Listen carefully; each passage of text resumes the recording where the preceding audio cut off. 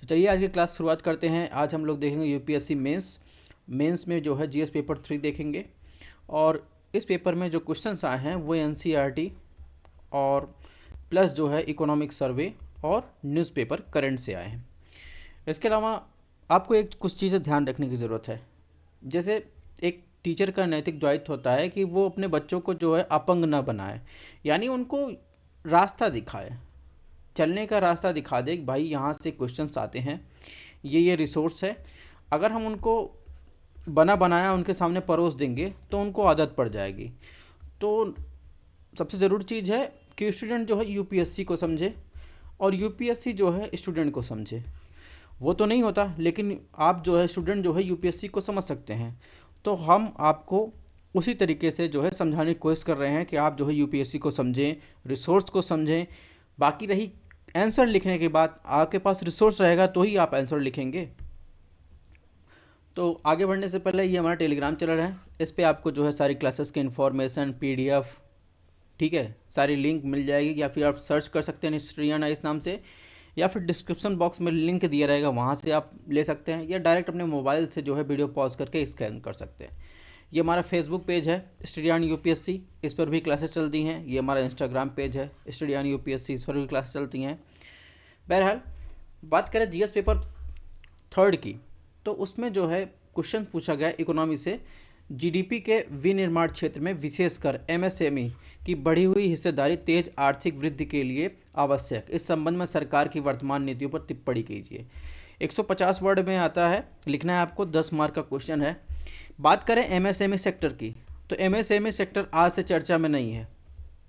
MSME sector, चाहे economic survey की आप बात करें, तो इकोनॉमिक सर्वे जब 2012, 13, 18, 19 और कई इकोनॉमिक सर्वे में जो है एमएसएमई रिफॉर्म की बात की जा रही थी। और ये आप जो देख रहे हैं ये चार्ट, ये भी जो है इकोनॉमिक सर्वे से ही लिया गया है।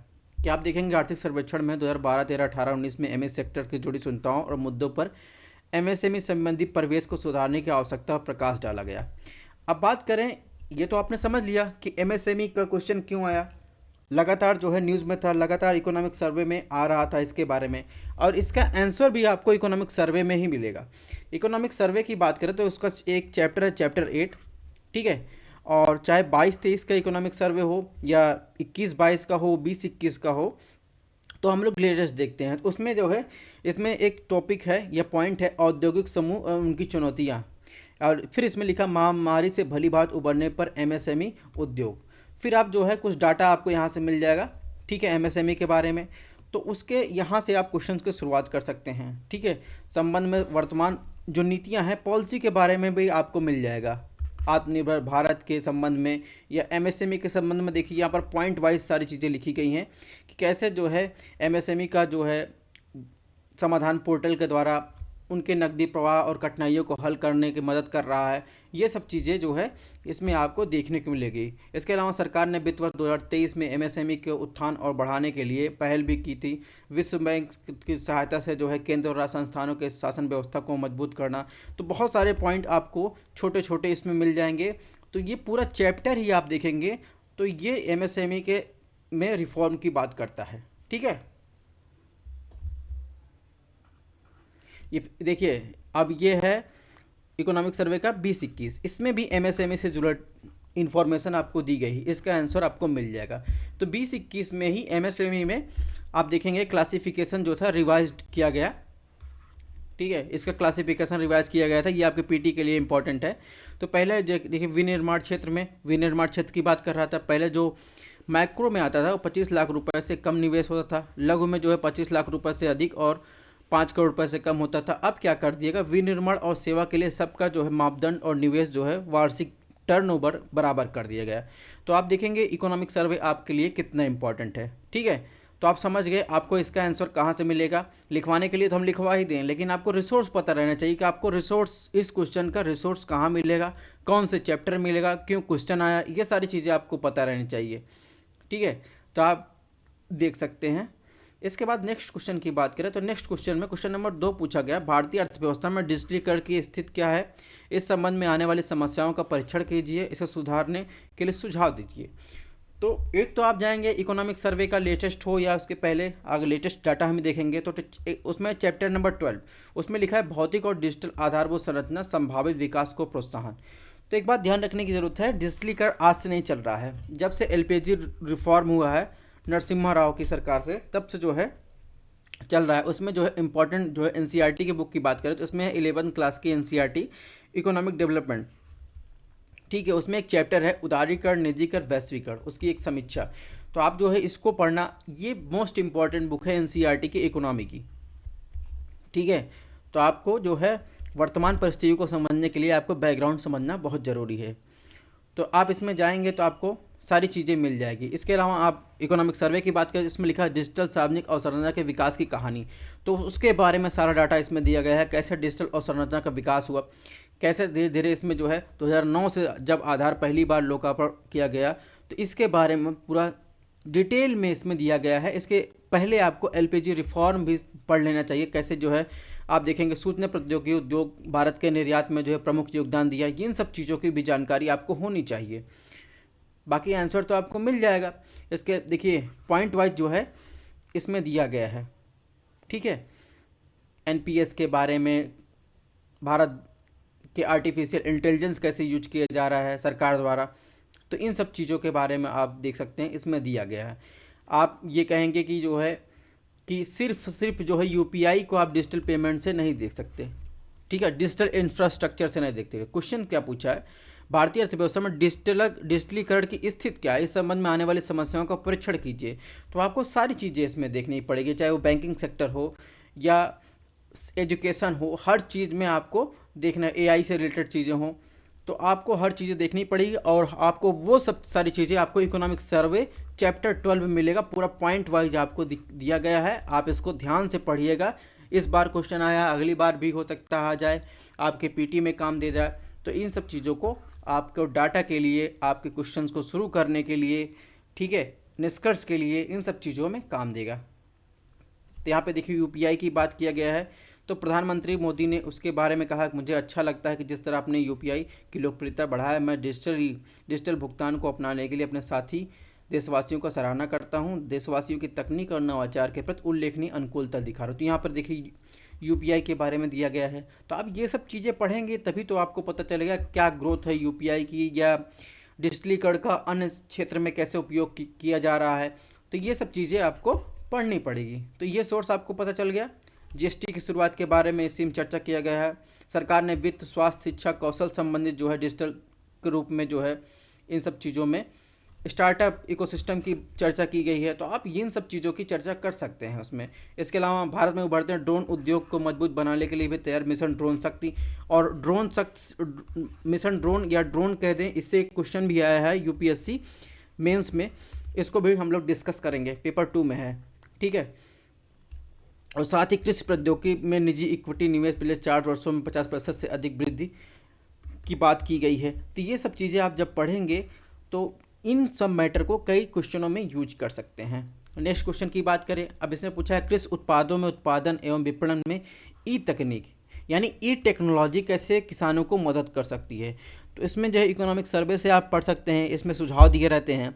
या जो है आप इकोनॉमिक डेवलपमेंट की किताब जाएंगे तो इसमें भी जो है आपको ग्रीन रिवोल्यूशन की बात जब की गई है, ठीक है, तो उसमें भी आप देखेंगे कैसे हरित और नीली और श्वेत क्रांति, पीली क्रांति आज शुरू कर कृषि को बढ़ाने के लिए कई दशकों प्रयास किए गए। हाल ही में जैव प्रौद्योगिकी, सूचना और संचार प्रौद्योगिकी इस क्षेत्र में क्रांति ला रही है। हालांकि बात करें तो आप क्वेश्चंस का जो है आंसर यहीं से शुरुआत कर सकते हैं, ठीक है। भारतीय कृषि तकनीक 1960 के दशक में शुरू हुए, जब आधुनिक आदानों विशेष रूप से उपज वाले बीज, उर्वरक, मशीनीकरण, विपणन सुविधा पहुंच सुधार हुआ। तो इसमें देखिए 1960 की बात की गई है। तो ये सब चीज़ें आपको 11th की एनसीईआरटी इकोनॉमिक्स से मिलेगी, तो आपको वो सब चीज़ें पढ़ना जरूरी है। अब ये कैसे जो है किसानों की मदद कर सकता है ई टेक्नोलॉजी, बेहतर निर्णय लेने की क्षमता, योजना में सामुदायिक भागीदारी में, कृषि नवाचार में, तो इन सब चीज़ों को आपको पढ़ना। अब आपने फ़ायदे बता दिए, आप थोड़ा सा नुकसान भी बता देंगे इसमें, कैसे जो है किसानों को नुकसान पहुँचा रहा है, ठीक है। अब इसमें किसानों की सहायता के लिए जो ई टेक्नोलॉजी को बढ़ावा के लिए केंद्र सरकार की पहल क्या है, केंद्र सरकार की, जैसे राष्ट्रीय कृषि बाजार हो गया और एक मार्क हो गया, तीन सब चीज़ों के बारे में, ई चौपाल हो गया। इसके अलावा डीबीटी जो है केंद्रीय कृषि पोर्टल, ग्राम संसाधन केंद्र, डिजिटल कृषि मिशन, तो 150 वर्ड में लिखना है, 10 मार्क का क्वेश्चन है, कितना मैटर आपको चाहिए? इतना मैटर आपको इकोनॉमिक सर्वे में पर्याप्त मिल जाएगा कि आप जो है आंसर लिख सकते हैं। फिर निष्कर्ष में भी आप लिख सकते हैं कि भारतीय कृषि क्षेत्र में अभी भी ग्रामीण विकास परिदृश्यों में इतने वर्षों तक प्रचलित डिजिटल विभाजन को दूर नहीं कर पाया, इसलिए किसानों के लिए डिजिटल अंतर को भरने का समय आ गया है। ठीक है, तो इस प्रकार जो है इसमें लिख सकते हैं। तो आप रिमोट सेंसिंग और जीआईएस जैसे टेक्नोलॉजी को डिजिटल कृषि के व्यापक पैमाने पर अपनाने, पहुंच संचालन में आसानी, सहायक सरकारी नीतियों का सिस्टम आसान, रख रखाव मदद मिलेगी। तो ये सब बातें भी आप लिख सकते हैं। अब लिखेंगे कैसे? जब तक आप जो है आपका बैकग्राउंड एनसीईआरटी, ठीक है, इकोनॉमिक सर्वे आप पढ़े नहीं रहेंगे या फिर न्यूज़पेपर नहीं पढ़ रहे हैं, तो फिर आप कैसे आंसर लिख लेंगे? तो मेरा कहना यही है कि आप आंसर लिखने से पहले जो है आप मैटर बटोर लीजिएगा, आपको मैटर जो है इकट्ठा कर लीजिए, आपको मैटर मिल जाए तभी तो आप लिखेंगे। बहरहाल बात करें क्वेश्चन नंबर 4 में, देखिए लैंड रिफॉर्म के उद्देश्य उपायों को बताइए। ठीक है, आर्थिक मापदंड के अंतर्गत भूमि जोत पर भूमि सीमा की नीति यानी लैंड सीलिंग कि कैसे प्रभावी सुधार माना जा सकता है। तो इसमें भी जाएंगे 11th क्लास की एनसीईआरटी है इकोनॉमिक 1990 से 1950-1990 के बीच आप देखेंगे। तो यहाँ पर देखिए, यहाँ कृषि और उद्योग क्षेत्रों में अपनाई गई विकास नीतियों के बारे में जो है आपको बताया गया है, तो इसको यहाँ से देख सकते हैं। इसके अलावा अगर लैंड रिफॉर्म इन इंडिया आज़ादी के पहले की बात उसमें की गई है, हमने आपको लिख के भी बता दिया गया है, आपको ये चीज़ें पढ़ लेनी है। ठीक है, क्योंकि हम आपको रिसोर्स बता रहे हैं, क्वेश्चंस कैसे पूछे जा रहे हैं, आपको कैसे लिखने हैं। बाकी इस लेक्चर 2 में हमने ये कोशिश की, आपको आंसर भी दे दिया है। आज़ादी के बाद कैसी समस्या थी, ठीक है, आज़ादी के बाद जो है इसके बाद इससे क्या फ़ायदे हुए, विचल लाभ क्या हुए, चुनौतियाँ क्या हुए, नुकसान क्या हुआ, फिर मुद्दे क्या वर्तमान में है, ये सब जो है लैंड रिफॉर्म के। इसके बाद जो है किराएदार सुधार, बहुत सारी चीज़ें हमने आपको इसमें एक्स्ट्रा भी दी है ताकि अगर अलग क्वेश्चन आए तो ये आपको काम दे। इसमें देखेंगे तो लैंड सीलिंग की भी बात की गई है। लैंड सीलिंग में देखेंगे तो भूमि सुधारों के तीसरी प्रमुख श्रेणी भूमि सीमा यानी लैंड सीलिंग अधिनियम थे। सरल शब्दों में कहें तो भूमि जोत की सीमा कानूनी रूप से अधिकतम आकार निर्धारित की संदर्भित करती, जिससे आगे कोई भी व्यक्तिगत किसान या कृषक परिवार कोई भी भूमि नहीं रख सकता, यानी एक सीमा लगा दी गई। 1942 में कुमारप्पन समिति ने सिफारिश पर एक जमींदार अधिकतम कितनी ज़मीन अपने पास रख सकता था, या आर्थिक हिस्सेदारी का 3 गुना यानी एक परिवार के लिए पर्याप्त आजीविका। इसके बाद 1961 से 72, ठीक है, तो ये सब आंकड़े दिए गए हैं, बहुत सारी चीज़ें इसमें दी गई हैं, ये आप सब आपको पढ़ लेना है। इसके बाद आप देख रहे होंगे चकबंदी के बारे में भी हमने एक्स्ट्रा इन्फॉर्मेशन दे दी है, इसको भी आपको देख लेना है। अब इसके परिणाम क्या हुए, ठीक है, तो इन सब चीज़ों के बारे में आपको देख लेना है। ठीक है, निष्कर्ष के बारे में अगर आपको निष्कर्ष लिखने प्रॉब्लम हो रही है तो आपके पास मैटर है तो आप निष्कर्ष लिख सकते हैं। अब हमने इसमें निष्कर्ष कैसे लिखा है, इसको आप अपने दिमाग से पढ़ के एक बार एनसीईआरटी या फिर इकोनॉमिक सर्वे सोच के जो है अपने हिसाब से लिखिएगा, कोई भी आंसर परफेक्ट नहीं होता। तो ये चीज़ें आपको दिमाग में ध्यान रखनी है। और यहाँ पर देखिए फॉर्मलैंड के बारे में कुछ डाटा दिया गया है ग्राफ के द्वारा, तो आप ग्राफ और मैप भी समझने की कोशिश कीजिए। कुछ एक्स्ट्रा इन्फॉर्मेशन जो है आपको बोनस के रूप में दिया जा रहा है कि लैंड रिफॉर्म से संबंधित भूदान और ग्रामदान आंदोलन की बात की गई है। तो महात्मा गांधी के शिष्य थे विनोबा भावे, इन्होंने तेलंगाना में जो है भूमिहीन हरिजनों की समस्याओं को देखा। उन्होंने भारत के भूमि सुधार कार्यक्रम में अहिंसक क्रांति लाने का प्रयास किया। तो ये आपके लिए पीटी के लिए इम्पॉर्टेंट है, मेंस के लिए भी इम्पॉर्टेंट है, तो आप इंटरकनेक्ट होके पढ़िए। अगर आप लैंड रिफॉर्म पढ़ रहे हैं तो हिस्टोरिकल बैकग्राउंड के साथ साथ अगर इतिहास में और कोई घटना लैंड रिफॉर्म से या हुई है तो इसको भी आपको पढ़ना चाहिए।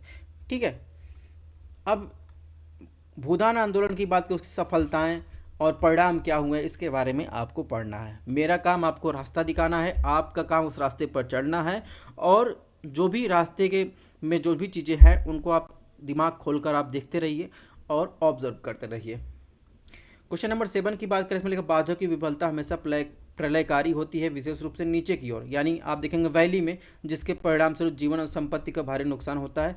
बांधों की विफलता के विभिन्न कारणों को विश्लेषण कीजिए, बड़े बांधों की विफलताओं को 2 उदाहरण दीजिए। तो 2 उदाहरण की बात करें, एक तो गुजरात में जो है आप देखेंगे बांधों की विफलता हुई, एक तो जो है मुल्ला पेरियार डैम जो है केरल में जो है विफलता हुई थी। तो बहुत सारे आपको एग्जाम्पल मिल जाएगा। बात करें एनसीईआरटी का रोल, तो एनसीईआरटी में 2 है इंपॉर्टेंट, एक तो 11th का भौतिक भूगोल का मूल सिद्धांत, दूसरा है भारत का भौतिक पर्यावरण। इसमें जाएंगे आप दोस्तों, तो इसमें आपको मिलेगा चैप्टर 7 प्राकृतिक संकट और आपदाएं। इसी में आपको जो है बाढ़ और उससे संबंधित जो भी इंफॉर्मेशन है उसको मिल जाएगा, बाढ़ का परिणाम और उसके नियंत्रण। तो वो मुद्दा जुड़ा हुआ इसी से है। बात इसमें डैम की कर रहा है, लेकिन प्रभाव आप देखेंगे वही पड़ता है। तो देखिए, बांधों के बारे में, भारत में बांध के बारे में जो है इसमें कुछ डाटा दिए गए हैं, बांधों का महत्व आपको बताया गया है। तो आपको क्वेश्चन जैसा डिमांड कर रहा है कि बांधों की विफलता हमेशा प्रलयकारी होती है, विशेष रूप से नीचे रहने परिणाम स्वरूप उसके जीवन संपत्ति की हानि होती है। तो ठीक है, तो उसके विभिन्न कारण का आपको विश्लेषण करना है और उदाहरण देने हैं। ठीक है, विफलता के विभिन्न कारण और विश्लेषण और उदाहरण देना है। तो आप देखिए, जब इसको पढ़े रहेंगे तो आपको बैकग्राउंड पता रहेगा, तभी तो आप लिखेंगे। अब बांधों के कारण उत्पन्न जोखिम की बात करें तो जलीय जीवन का प्रभाव, नदियों का मार्ग में बाधा, एक खतरनाक बुनियादी, कुल मिलाकर अगर कहा जाए जो इसमें क्वेश्चन में पूछ रहा है, तो ये जो बांध के विफलता के विभिन्न कारणों की बात कर रहा है, तो बांध का संबंध जो है स्ट्रक्चरल जो है, अगर जो है स्ट्रक्चरल जो से संबंधित है।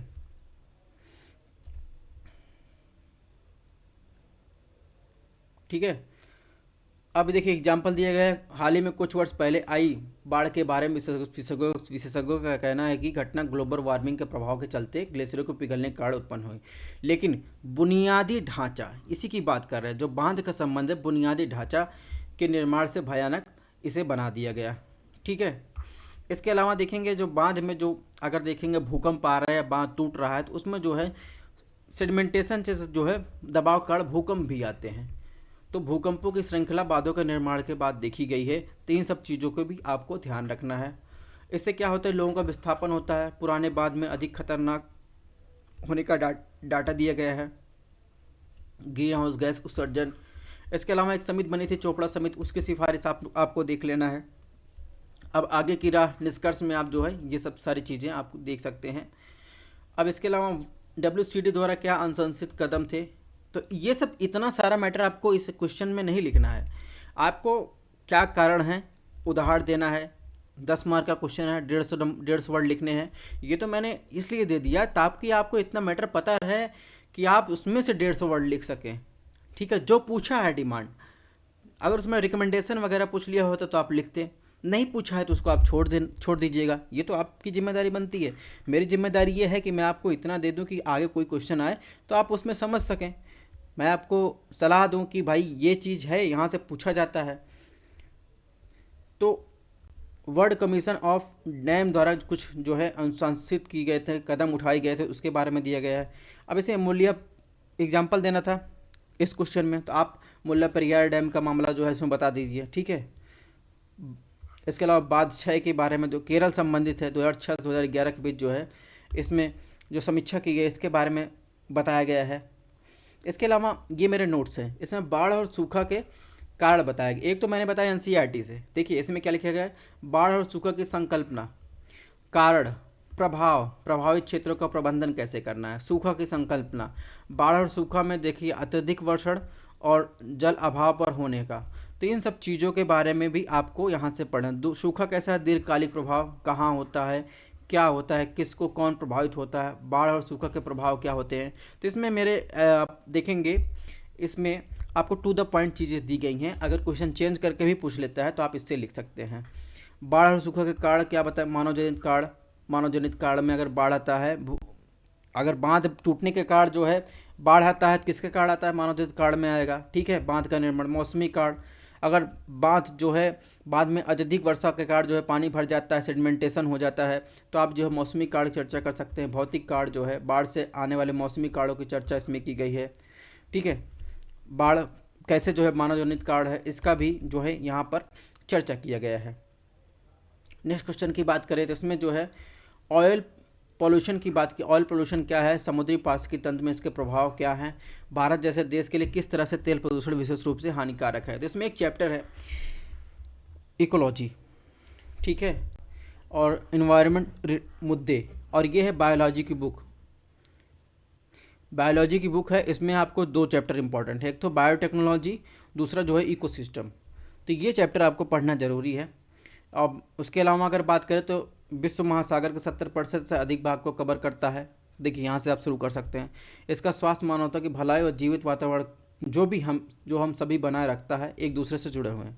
फिर भी समुद्र में अम्लीकरण, जलवायु परिवर्तन, प्रदूषणकारी गतिविधियाँ, समुद्री संसाधन के अत्यधिक दोहन की उपेक्षा से महासागरों को पृथ्वी के सबसे खतरनाक इकोसिस्टम के रूप में बना दिया है। तो आप यहाँ से इंट्रो शुरू कर दीजिए, ठीक है। इसके बाद महासागर प्रदूषण कार्ड देखिए, इसमें और सारे कार्ड हैं, जिसमें कारणों में कार्ड आपसे पूछा है कि बड़े पैमाने पर तेल का रिसाव।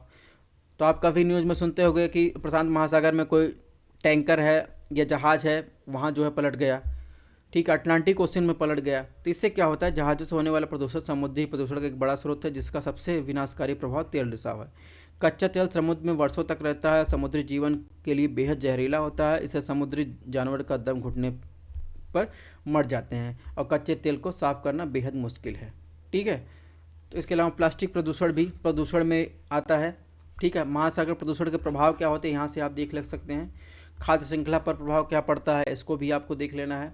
अंतर्राष्ट्रीय सम्मेलन यानी ओशन जो महासागर प्रदूषण से कौन कौन से अंतर्राष्ट्रीय सम्मेलन या हुए हैं, ये भी आपको ध्यान रखना है। तो मार्पोलो सम्मेलन हुआ है, लंदन कन्वेंशन है, हरित शांति, ये सब किससे संबंधित है, महासागरों और समुद्री जीवन के संरक्षण के लिए ये सारे कन्वेंशन संबंधित है।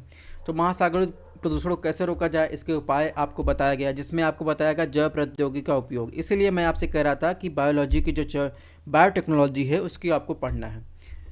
तो आप देखेंगे तेल रिसाव के उपचार के लिए बायो रेमेडिएशन यानी हानिकारक पदार्थों का उपचय करने और हटाने के लिए विशिष्ट सूक्ष्मजीवों का उपयोग किया जाता है। व्यक्तिगत स्तर पर हरित जीवन शैली अपनाकर कार्बन फुटप्रिंट को कम करें। तो इन सब के बारे में आप देखेंगे, उसमें भी आपको एनसीईआरटी में भी मिल जाएगा। नेक्स्ट क्वेश्चन की बात कैसे पूछा, भारत में सबसे ज़्यादा बेरोजगारी प्रकृति में क्या है, संरचनात्मक यानी स्ट्रक्चरल जो है अनएम्प्लॉयमेंट की बात कर रहा है। भारत में बेरोजगारी की गणना के लिए अपनाई गई पद्धति और परीक्षण कीजिए, सुधार के सुझाव दीजिए। तो देखिए ये न्यूज में था, द हिंदू में आर्टिकल प्रकाशित हुआ था, हाउ अनएम्प्लॉयमेंट इज मेजर्ड, ठीक है। इसके अलावा आप 11th क्लास का इकोनॉमिक एनसीईआरटी देखेंगे तो उसमें एक चैप्टर रोजगार, समृद्ध, अनौपचारिक और अन्य मुद्दे, उसमें है पेज नंबर 135 पर बेरोजगारी। उसमें आप जाएंगे तो आपको बेरोजगारी के प्रकार सारी चीज़ें आपको दी गई हैं। तो इन सब चीज़ों को आपको पढ़ना है, सरकार और रोजगार सृजन, इन सब चीज़ों को आपको पढ़ लेना है। इसके अलावा बेरोजगारी क्या है, तो बेरोजगारी आईएलओ की परिभाषा के अनुसार, श्रम बल की परिभाषा के अनुसार, इसमें आप देखेंगे पूछ ही रहा है कि भारत में बेरोजगारी सबसे ज़्यादा प्रकृति में क्या स्ट्रक्चरल या संरचनात्मक। तो बेरोजगारी की गणना भारत में कैसे की जाती है, उसके द्वारा कौन सी पद्धति अपनाएगी, उसका परीक्षण और सुधार का सुझाव देना है। तो सबसे पहले आप एनसीईआरटी से बेरोजगारी के बारे में अपना बेसिक कॉन्सेप्ट क्लियर कर लीजिए। तो उसमें श्रम बल के आधार पर देखिए कैसे बेरोजगारी को परिभाषित किया गया है। और बेरोजगारी के प्रकार में आप देखेंगे तो प्रच्छन्न बेरोजगारी, मौसमी बेरोजगारी, संरचनात्मक बेरोजगारी। तो आपको जो है संरचनात्मक बेरोजगारी के बारे में पूछा है। सबसे ज़्यादा संरचनात्मक बेरोजगारी भारत में है। यह बेरोजगारी की एक श्रेणी है जो बाजार में उपलब्ध नौकरियों और बाजार में उपलब्ध श्रमिकों के कौशल के बीच बेमेल से उत्पन्न होती है। भारत में कई लोग को अपेक्षित कौशल की कमी कारण नौकरी नहीं मिल रही है और शिक्षा का स्तर खराब होने के कारण उन्हें प्रशिक्षित करना मुश्किल हो रहा है। तो क्वेश्चन जो है इसके बारे में पूछा है। तो ये चीज़ें आपको ध्यान रखना है। टाइप्स ऑफ अनएम्प्लॉयमेंट में एक है स्ट्रक्चरल अनएम्प्लॉयमेंट, उसके बारे में क्वेश्चन पूछा है। इसी के तहत आप देखेंगे भारत सरकार स्किल इंडिया मिशन जो है बड़े पैमाने स्तर पर लेकर आ रही है ताकि लोगों को स्किल किया जा सके, ठीक है। इसके अलावा देखेंगे तकनीकी बेरोजगारी, प्रतिरोधात्मक रोजगार, असुरक्षित रोजगार। भारत में बेरोजगारी कैसे मापी जाती है, इसका जो है आप देखेंगे तो एनएसएस का वर्गीकरण विधियाँ, वर्तमान साप्ताहिक स्थिति, ठीक है, CWUS की विधि। तो इन सब चीज़ों में आप देखेंगे भारत में बेरोजगारी कैसे मापी जाती है। एक क्वेश्चन का डिमांड आपसे यहाँ पूरा होगा। स्ट्रक्चरल आपको अनएम्प्लॉयमेंट के बारे में देखिए एनसीईआरटी से पता चल जाएगा, या फिर इसमें आप देख सकते हैं। इसके अलावा देखिए राष्ट्रीय नमूना सर्वेक्षण कार्यालय यानी NSSO को 2019 में NSO के बनाने के लिए केंद्रीय सांख्यिकी कार्यालय के साथ विलय कर दिया गया। तो आपको ये भी चीज़ ध्यान रखना है। यहाँ पर देखिए डाटा दिया गया है अनएम्प्लॉयमेंट का। बेरोजगारी को मापने के लिए में जटिलताएँ क्या हैं, सामाजिक मापदंड में बाधा, अनौपचारिक क्षेत्र में जटिलता, ग्रामीण बनाम शहरी असमानता। तो इन सब चीज़ों के बारे में आपको ध्यान रखना है। भारत में बेरोजगारी के प्रमुख कारण क्या हैं, तो इन सब के बारे में मैंने दे दिया है, हालांकि आपका आंसर आगे ही खत्म हो चुका है। अब आगे क्या सोचना आप यहाँ से निष्कर्ष जो है इसको लिख, भारत में जैसे विकासशील अर्थव्यवस्था में बेरोजगार माप की और अनौपचारिक नौकरी बाजार, श्रम बल, भागीदारी की विभिन्नता और अलग अलग मापदंडों से उत्पन्न जटिल चुनौतियाँ शामिल हैं। बेरोजगारी को प्रभावी ढंग से संबोधित करने और सूचित नीतिगत निर्णय लेने के लिए इन जटिलताओं को समझना महत्वपूर्ण है। तो आप निष्कर्ष लिख सकते हैं। इसके अलावा देखिए, यूपीएससी प्रीलिम्स 2013 में क्वेश्चन पूछा गया, प्रच्छन्न बेरोजगारी का आमतौर पर मतलब क्या होता है। ठीक है, बड़ी संख्या में लोग बेरोजगार रहते हैं, वैकल्पिक रोजगार उपलब्ध नहीं होता, श्रम की सीमांत उत्पादकता शून्य होती है, श्रमिकों की उत्पादकता कम होती है। तो आपको इसमें प्रच्छन्न बेरोजगारी के ऊपर क्वेश्चन पूछा गया। तो ये चीज़ें आपको ध्यान रखनी है कि इसमें क्वेश्चन क्या डिमांड कर रहा है। मैंने इसका आंसर इसी में दिया है, लेकिन इतना मैटर इसलिए दिया है कि ताकि आप खुद इसको आंसर को लिखें कि डिमांड क्या है, आपको सप्लाई कितनी देनी है। ये तो मैंने पूरा डाटा दे दिया आपको, अनएम्प्लॉयमेंट के बारे में दे दिया कि कहाँ पे एनसीईआरटी में या फिर कहाँ पे आईएलओ क्या कह रहा है, श्रम बल क्या कह रहा है, एनएसएस क्या कह रहा है। तो आपको अब आंसर इसी में से लिखना है। आप प्रैक्टिस कीजिए, लिख के देखिए, कोई आंसर परफेक्ट नहीं होता। नेक्स्ट बात करें तो एक ये मुद्दा जो है हमेशा न्यूज़ में रहता है, ठीक है, WTO और उसकी सब्सिडी से रिलेटेड मुद्दा न्यूज़ में रहता है। द हिंदू में न्यूज़ में था, जो है आर्टिकल जो है प्रभावित हुआ था कि WTO needs to look at farm subsidy issue with open mind. तो भारतीय कृषि क्षेत्र में प्रदान की जाने वाली प्रत्यक्ष अप्रत्यक्ष सब्सिडी क्या है, विश्व व्यापार संगठन यानी WTO द्वारा उठाए गए कृषि सब्सिडी संबंधित मुद्दे की विवेचना के लिए। तो सबसे पहले आपको पता रहना चाहिए कि व्हाट आर द सब्सिडी, यानी कौन कौन सब्सिडी WTO के अंतर्गत मिलती है, ये पता रहना चाहिए। तो एक है एम्बर बॉक्स सब्सिडी, ठीक है, और इस सब्सिडी में क्या होता है, किसी देश के उत्पादों को अन्य देश की तुलना में सस्ता बनाकर अंतर्राष्ट्रीय व्यापार को विकृत करना। जैसे आप उर्वरक हो गया, बीज हो गया, बिजली, सिंचाई, MSP इनपुट के लिए सब्सिडी। तो भारत में से एम्बर बॉक्स सब्सिडी के लेकर विवाद है, ठीक है।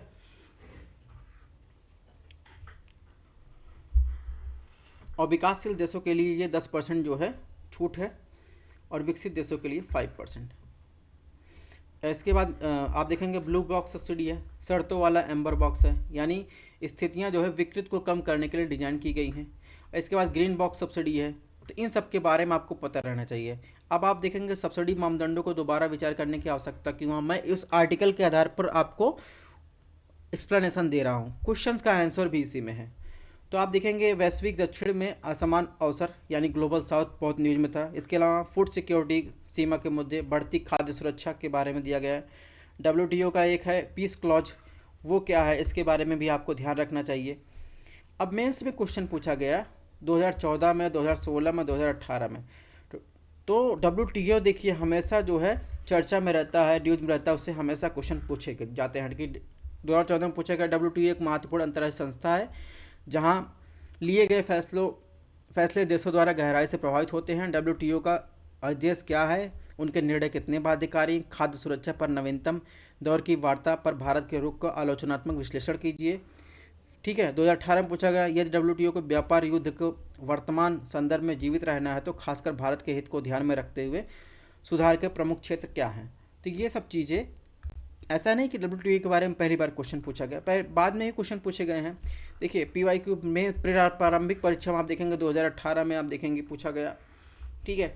और इसके बाद फिर क्वेश्चन पूछा गया कृषि समझौते पर क्वेश्चन आया है। इसके अलावा आप देखेंगे एम्बर बॉक्स और ब्लू बॉक्स और ग्रीन बॉक्स शब्द मिलते हैं, ये किससे संबंधित हैं।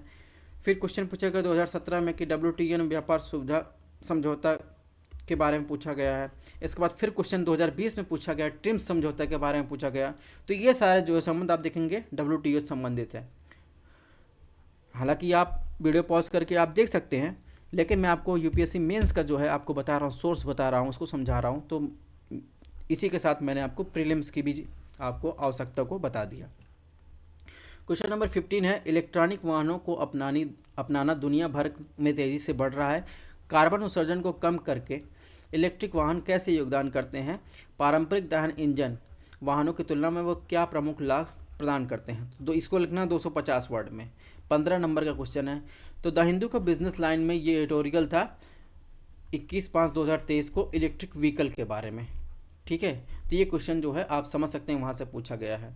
तो आप शुरुआत कर सकते हैं कि इस बात से इनकार नहीं किया जा सकता कि इलेक्ट्रिक व्हीकल का ये हमारे युग में हमारे सामने है। शून्य टेल पाइप उत्सर्जन के साथ EV यानी इलेक्ट्रिक व्हीकल वायु प्रदूषण का सीधा इलाज है और तेल आयात को कम करने में मदद करेगा। यहाँ से यहाँ तक आप जो है आप इंट्रो में यूज कर सकते हैं, क्योंकि 250 वर्ड में लिखना है। तो 250 वर्ड में आप अगर थोड़ा सा बड़ा इंट्रो लिख देंगे उसमें कोई बुरी बात थोड़ी है। तब इसमें देखिए, आप तो इलेक्ट्रिक व्हीकल के बारे में आपने बता दिया, तो आपको बताना है कार्बन उत्सर्जन को कम करने में इलेक्ट्रिक व्हीकल कैसे योगदान देते हैं, तो दूसरा ये हो गया। इसके अलावा पारंपरिक दहन इंजन वाले वाहनों की तुलना में क्या प्रमुख लाभ, यानी आपको इलेक्ट्रिक व्हीकल के लाभ बताने हैं। तो आपको ईवी के क्यों महत्वपूर्ण है, ऐसे पर्यावरणीय लाभ, जैव ऊर्जा विविधता, सुरक्षा संबंध लाभ है, तकनीक प्रगति, रोजगार, दीर्घकालिक लागत बचत, शहरों में भीड़ को कम करना, तो ये सब लाभ है। चुनौतियाँ क्या है, आपको चुनौतियाँ भी बता देना है इसी क्वेश्चन में। सीमित चार्जिंग इंफ्रास्ट्रक्चर है, रेंज की चिंता यानी कितने दूर चलेगी, और इसके सबसे बड़ी समस्या लिथियम आयन बैटरी की है। भारत में वर्तमान बैटरी निर्माण के लिए आयात पर बहुत अधिक निर्भर है, जिससे आपूर्ति श्रृंखला चुनौती पैदा हो रही है। सबसे बड़ा इलेक्ट्रिक व्हीकल का उत्पादन आप देखेंगे तो सबसे बड़ा इलेक्ट्रिक व्हीकल का उत्पादन अभी दुनिया में चाइना उभर कर आ रहा है। इसके पहले जो है जर्मनी था, लेकिन चाइना के पास जो है टेक्नोलॉजी है, लिथियम आयन बैटरी के रिसोर्स उपलब्ध हैं। ठीक है, अब इसमें तो ये नहीं पूछा गवर्नमेंट पहले की गई है, लेकिन आप अगर 250 वर्ड में लिखना है, आपके पास मैटर नहीं, तो ये भी जो है इलेक्ट्रिक व्हीकल अपनाने को बढ़ावा देने का सरकारी पहल क्या है, तो इन सब योजनाओं का आप चर्चा कर सकते हैं, जिनको मैंने आपको रेड डार्क किया है, उनसे आप देखें कि सरकार ने क्या पहल की है। अब आगे रास्ता क्या होना चाहिए ईवी को अपनाने के लिए, भारत के आगे रास्ता क्या होना चाहिए। निष्कर्ष में आप ये सब चीज़ें लिख सकते हैं पॉइंट वाइज। ठीक है, आप निष्कर्ष में ये सब चीज़ें लिख सकते हैं कि उपभोक्ता और निर्माता दोनों के लिए सब्सिडी, टैक्स प्रोत्साहन, वित्त पोषण जैसी योजना तो ईवी रखने को प्रारंभिक लागत को कम करेगी। इससे जो है उपभोक्ता जो है इलेक्ट्रिक व्हीकल की तरफ जाएंगे। जब सरकार सब्सिडी देगी, इंसेंटिव देगी, तभी तो लोग खरीदेंगे, क्योंकि ट्रेडिशनल जो व्हीकल है उससे जो है ईवी जो है महंगा पड़ता है, तो लोग ट्रेडिशनल व्हीकल की तरफ जाते हैं। जब सरकार जो है जैसे अभी सोलर पंप को या फिर उससे सब्सिडी दे रही है, वैसे इलेक्ट्रिक व्हीकल को सब्सिडी देगी तो भी लोग खरीदेंगे। निष्कर्ष में आप लिख सकते हैं,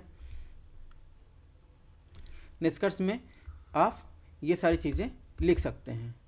भारत में UNFCCC COP26 2070 नेट जीरो हासिल करने का बहुत महत्वाकांक्षी लक्ष्य रखा गया। इस लक्ष्य को हासिल करने के लिए ईवी यानी इलेक्ट्रिक व्हीकल को महत्वपूर्ण भूमिका निभानी है, जबकि ईवी स्वयं शून्य टेलपाइन उत्सर्जन का उत्पन्न करते हैं। इलेक्ट्रिक वाहनों का समग्र पर्यावरण प्रभाव उन्हें चार्ज करने के लिए उपयोग की जाने बिजली का स्रोत पर निर्भर करता है। यदि बिजली सौर या पवन जैसी नवीकरणीय स्रोत की उत्पन्न होती हो तो पर्यावरणीय लाभ को अधिकतम लाभ होगा। तो ये निष्कर्ष आप लिख सकते हैं। इसके अलावा 2021 में देखिए क्वेश्चन पूछा गया है UNFCCC से, और COP26 की चर्चा की गई है और भारत की प्रतिबद्धताओं के बारे में पूछा गया है। ठीक है, तो आप जो है ये समझा कि क्वेश्चन कहाँ से पूछे गए हैं, कैसे उठाए गए हैं, और आंसर को भी समझ लिया। अब देखिए प्रीलिम्स में क्वेश्चन आए हैं 2016 में जो है क्वेश्चन पूछा गया है वायु गुणवत्ता सूचकांक से। इसके अलावा देखेंगे इसका एक्सप्लेनेशन यहाँ पर दिया गया है। फिर 2015 में आप देखेंगे UNFCCC की बैठक से पूछा गया 2016 में। इसके बाद जो है आप देखेंगे कि क्वेश्चन नंबर 17 देखेंगे, इसमें लिखा है भारत सरकार द्वारा शुरू किए गए राष्ट्रीय आर्द्र भूमि संरक्षण कार्यक्रम पर टिप्पणी कीजिए। रामसर स्थलों में शामिल अंतर्राष्ट्रीय महत्व की भारत के कुछ आर्द्र भूमियों के नाम आपको बताना है। तो सबसे पहले आपको वेटलैंड को परिभाषित कर देना है, और ये कितने वर्ड में लिखना है, 250 वर्ड में लिखना है। 15 नंबर का क्वेश्चन है, तो वेटलैंड को जो है उसके थोड़ा इंपॉर्टेंट को आप बता देंगे। ठीक है, इसके बाद आप ग्लोबल लेवल पर अगर 2 पॉइंट लिखना चाहते हैं, ग्लोबल लेवल पर क्या एफर्ट लिए गए थे, जैसे रामसर कन्वेंशन और मॉन्ट्रियल रिकॉर्ड की चर्चा कर देंगे। फिर आप आ जाएंगे जो है मेन बॉडी में, जो है आप देखिए इंडिया द्वारा क्या एफर्ट्स लिए गए हैं। इसमें देखिए इंडिया द्वारा जो है जलीय पारिस्थितिकी तंत्र के संरक्षण के लिए राष्ट्रीय योजना, आर्द्र भूमि संरक्षण प्रबंधन के नियम 2017, निषिद्ध गतिविधियाँ, एकीकृत प्रबंधन योजना, दंड का भी प्रावधान किया गया है। तो ये सब जो है एफर्ट जो है इंडिया द्वारा किए गए हैं। अब एग्जाम्पल देना है तो रामसर साइट्स कितने हैं, 75। इसमें किसी भी 2 का एग्जाम्पल आप दे दीजिए। ठीक है, उसके बारे में थोड़ा सा बता दीजिए। तो इस तरीके से आपके 250 वर्ड जो है पूरे हो जाएंगे। ठीक है, तो ये बातें आपको पता चल गई कि वेटलैंड्स के बारे में क्वेश्चन आंसर कैसे लिखा जाएगा। देखिए प्री में भी क्वेश्चन आए हैं वेटलैंड से। ठीक है, यदि अंतर्राष्ट्रीय महत्व किसी आर्द्र भूमि को मॉन्टेक्स रिकॉर्ड में अंतर्गत लाए तो इसका अर्थ क्या होता है। रामसर कन्वेंशन से भी क्वेश्चन आए हैं। कहने का मतलब ये प्री और मेंस के लिए दोनों इंपॉर्टेंट है। इसके अलावा देखिए एक क्वेश्चन देखिए, इसमें पूछा गया यदि आप घड़ियालों के उनके प्राकृतिक आवास में देखना चाहते हैं तो निम्नलिखित में कौन सी जगह ऐसी देखने के लिए सबसे अच्छी जगह है? भीतरकनिका, मैंग्रोव, चंबल नदी, पुलिकट, दीपोर बिल। तो ऐसे भी क्वेश्चन जो है पूछे जाते हैं। और इसके अलावा राष्ट्रीय उद्यान तैरती हुई वनस्पतियों वाला दलदल होने के कारण अद्वितीय है, तो इसमें पूछा है कौन सा ये उद्यान है, इसके बारे में क्वेश्चन आया है। इसके अलावा कृत्रिम झील के बारे में क्वेश्चन आया है। तो ये सब सारी जो है रामसर साइट है। इसके अलावा क्वेश्चन नंबर 18 के बारे में देखेंगे, तो ये भी बहुत ज़्यादा न्यूज में था कि जलवायु परिवर्तन पर अंतर सरकारी पैनल यानी IPCC ने वैश्विक समुद्र स्तर पर 21वीं ईस्वी का तक लगभग 1 मीटर की वृद्धि का पूर्वानुमान लगाया, यानी समुद्र स्तर पर, ओशन सी लेवल पर हिंद महासागर क्षेत्र में भारत और दूसरे देशों पर इसका क्या प्रभाव पड़ रहा है। तो 250 वर्ड 15 नंबर। तो इसमें देखिए rising in sea level over the year की बात की गई है। ये कुछ जो है पेपर के कटआउट है जो हमने लिखे हैं। तो आप जो है क्वेश्चन का आंसर की शुरुआत आप यहाँ से लिख सकते हैं। IPCC की छठी मूल्यांकन रिपोर्ट में कम उत्सर्जन प्रदेश को 2100 तक के अंत तक जो है 0.45 से 0.82 मीटर तथा उच्च उत्सर्जन प्रदेश में आप देखेंगे 0.6। अगर आपको इतना डाटा याद है तो नहीं ठीक है, नहीं तो IPCC की रिपोर्ट के अनुसार आप जो है यहाँ पर लिख सकते हैं संभावित जो है वैश्विक औसत समुद्र स्तर के वृद्धि का संकेत देती है, जो गंभीर रूप से वैश्विक चिंता के रूप में समुद्र स्तर की वृद्धि को संरक्षित करती हैं। फिर उसके प्रभाव को आप लिख सकते हैं। फिर आप प्रभाव में कौन कौन सा प्रभाव लिखेंगे? पर्यावरणीय प्रभाव। पर्यावरणीय प्रभाव में आप देखेंगे तटीय क्षरण, खारे पानी की घुसपैठ, संपत्ति की क्षति, बुनियादी ढांचे की लागत में वृद्धि। तीन सब चीज़ों को, क्योंकि 250 वर्ड में लिखना है तो आपको ये सब चीज़ें कवर करनी पड़ेंगी। इसके अलावा बुनियादी ढांचे के रखरखाव की लागत वृद्धि हो जाएगी, विस्थापन की समस्या हो जाएगी अगर सी लेवल बढ़ेगा। ठीक है, छोटे छोटे आइलैंड आप देख रहे होंगे साउथ ईस्ट एशिया में, वो लोग डूब जाएंगे। ठीक है, और इसके अलावा स्थानांतरण की समस्या बढ़ जाएगी, क्योंकि आइलैंड डूब जाएंगे तो माइग्रेशन की समस्या बढ़ जाएगी। और छोटे द्वीप देशों का जलमग्न होना। आपको दूर क्यों जाना है, आप सुंदरवन डेल्टा के पास जाइए, वहाँ पर जो है सी लेवल बढ़ने से जो है आप देखेंगे वहाँ पर जो है विस्थापन की समस्या बढ़ रही है। ठीक है, इसके अलावा छोटे देशों पर जलमग्न होगा। मालदीव भी और अंडमान निकोबार आप जाएंगे, साउथ ईस्ट एशिया में भी कई सारी कंट्री छोटी छोटी देश हैं, वो भी जो है समुद्री जलस्तर के बढ़ने से चिंतित हैं। फिर आप ये सब जो है प्रभाव लिखने के बाद यहाँ पर जो है निष्कर्ष में लिख सकते हैं कि तटीय सुरक्षा लचीलेपन के लिए व्यापक दृष्टिकोण, जिसमें नवीन बुनियादी ढांचा, समुद्र तट पोषण, बहाली, प्राकृतिक आधारित समाधान, टिकाऊ योजना, तो इन सब की चर्चा आप निष्कर्ष में लिख सकते हैं। इसके बाद 2017 में देखिए क्वेश्चन पूछा गया, जलवायु परिवर्तन एक वैश्विक समस्या है, जलवायु परिवर्तन से भारत कैसे प्रभावित होगा, भारत के हिमालयी और तटीय राज्यों पर जलवायु परिवर्तन कैसे प्रभावित होता है। ठीक है, अब इसमें देखिए भारत का परिदृश्य क्या है, तो समुद्र स्तर में वृद्धि की दर भारत अधिक संवेदनशील है, इसके बारे में आप लिख सकते हैं। अब इसमें थोड़ा सा 250 वर्ड में लिखना है तो ये भी लिख सकते हैं, इसकी चर्चा हम बाद में कर रहे हैं, लेकिन आप उसी में लिख सकते हैं कि इंडिया ने कौन कौन से मेज़र लिए हैं इससे निपटने के लिए, जैसे कोस्टल रेगुलेशन जोन और integrated coastal zone management project. ठीक है, तो इन सब की भी आप चर्चा कर सकते हैं आंसर में कि भारत द्वारा लिए गए जो है मेज़र इसमें क्या क्या हैं। ठीक है, तो इस प्रकार हमने जो है इसमें देखेंगे इकोनॉमी और इन्वायरमेंट प्लस जियोग्राफी के कुछ क्वेश्चन थे, साइंस एंड टेक के 1-2 क्वेश्चन थे, उसको कर लिए। मिलते हैं GS पेपर 2 के साथ, और इसमें जो क्वेश्चन बचे हैं उनको। Thanks for watching. ये हमारा टेलीग्राम चैनल है, इसको फॉलो जरूर कीजिएगा। अगर आपको क्लास पसंद आए हो तो सब्सक्राइब जरूर कीजिएगा। मिलते हैं नेक्स्ट लेक्चर में।